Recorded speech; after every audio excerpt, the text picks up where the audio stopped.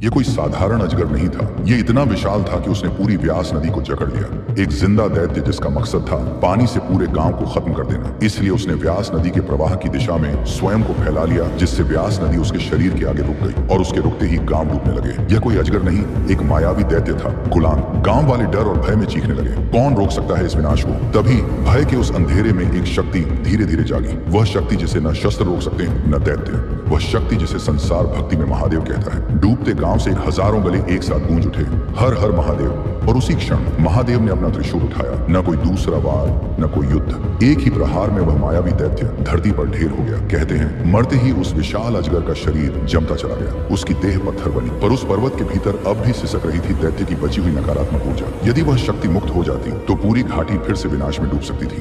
तभी महादेव ने उस पर्वत को अपने अस्तित्व से बांध लिया। महादेव स्वयं उस पर्वत की चोटी पर शिवलिंग रूप में प्रकट हो गए। यह केवल निवास नहीं था, यह बंधन था, एक ऐसा बंधन जिससे दैत्य की शक्ति सदैव के लिए जकड़ी रहे। लेकिन यह स्थान आकाश के बहुत निकट था, जहां हर वर्ष प्रलय समान आकाशीय बिजली गिरती थी। यदि वह वज्र गांव पर गिरता तो जीवन क्षण भर में राख बन जाता। तभी महादेव ने देवों के राजा इंद्रदेव को आदेश दिया, यह घाटी मेरे भक्तों की है, यदि वज्र गिरे तो वह मेरे ऊपर गिरेगा। और तभी से समय रुक गया। आज भी जब आकाश फटता है, जब बिजली गरजती है, तो वह सीधी उस शिवलिंग पर गिरती है। प्रहार इतना भयंकर होता है, शिवलिंग बिखर जाता है। लेकिन यही महादेव की लीला है। मंदिर के पुजारी उन टूटे हुए टुकड़ों को मक्खन से जोड़ते हैं। कुछ ही दिनों में वह शिवलिंग फिर से एक हो जाता है, जैसे स्वयं महादेव कह रहे हो, मैं हर बार टूटूंगा लेकिन तुम्हें कभी टूटने नहीं दूंगा। यही कारण है कि उन्हें कहा जाता है वज्र सहने वाले महादेव, जो हर प्रलय अपने ऊपर लेते हैं और अपने भक्तों को आज भी सुरक्षित रखते हैं। कुल्लू घाटी हिमाचल प्रदेश में ब्यास नदी के किनारे पीर पंजाल और महान हिमालय के बीच स्थित है। बिजली महादेव मंदिर अपने चमत्कार के लिए प्रसिद्ध है, जहाँ शिवलिंग पर समय समय पर बिजली गिरती है और वह पुनः जुड़ जाता है।